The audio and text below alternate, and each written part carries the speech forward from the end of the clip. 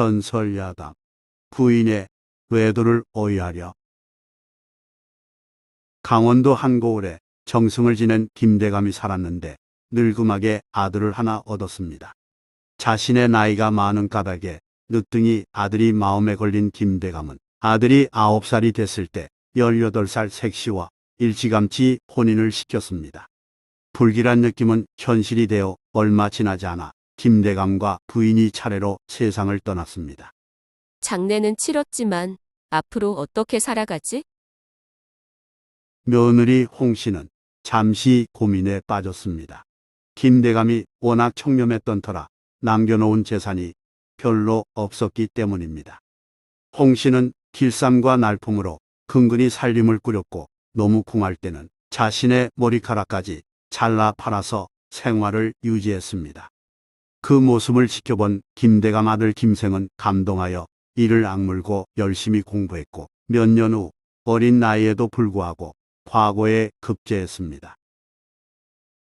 김생은 평양 근처 작은 고을 사또로 부임했는데 그 무렵 그의 동안은 식소를 데려갈 수 없었습니다. 김생은 아내를 혼자 강릉에 남겨두고 가는 일이 걱정되어 고민하다가 궁리 끝에 아버지와 친했던 건넌마을 이생원에게 부탁했습니다. 어르신, 제가 돌아올 때까지 아내를 보살펴 주셨으면 합니다. 그 은혜는 반드시 갚겠습니다. 자네 아버지를 생각해. 기꺼이 그렇게 할 테니 염려 말게. 고맙습니다. 김생은 아내에게도 이생원 집에서 2년만 기다려달라고 부탁한 후 어려운 발걸음을 뗐습니다. 김생은 부임지에서 어느 날 아내에게 그리운 마음을 담아 공단으로 된 치마 저고리와 은가락지를 보냈습니다. 공단은 무늬는 없으나 윤기가 도는 고급 비단이고 은가락지는 당시 귀한 장신구였습니다. 뜻밖의 선물을 받은 부인 홍씨는 매우 기뻐했습니다. 옷이 정말 아름답네.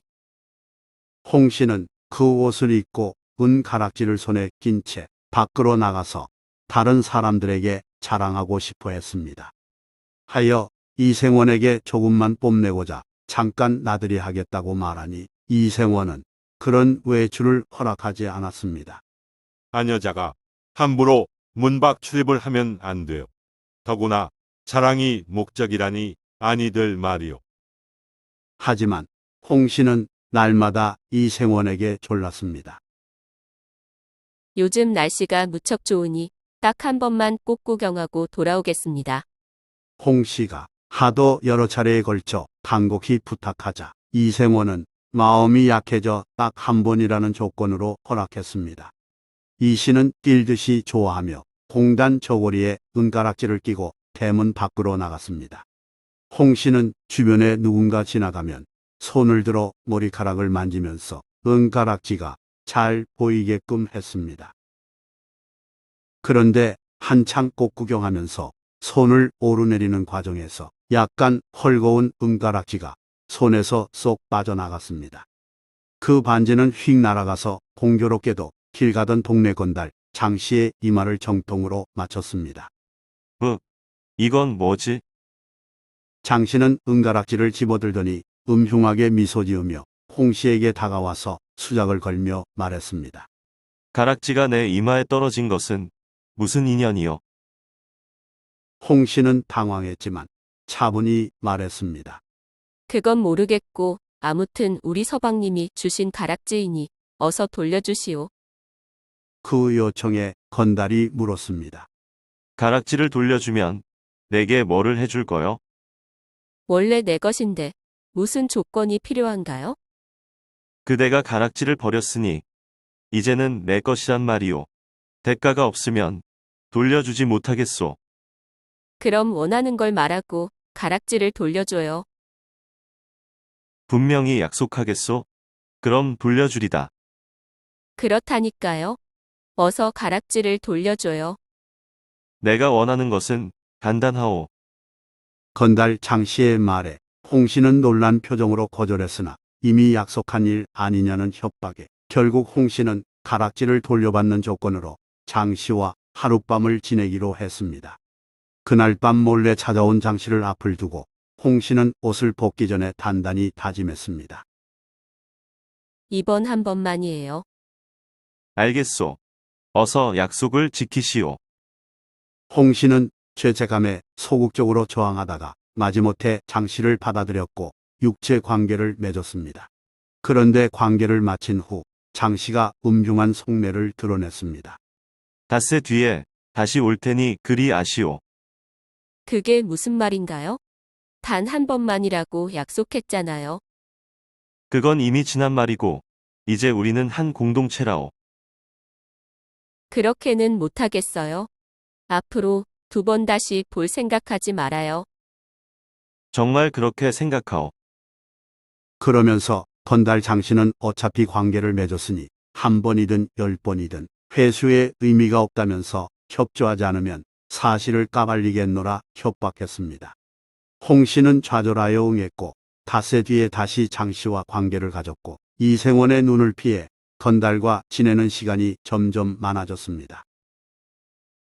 어느 사이 홍 씨는 장 씨에게 정이 들어 사실상 내연녀가 됐으며 성관계의 서투른 어린 신랑이 없어도 괜찮다는 생각까지 하게 됐습니다.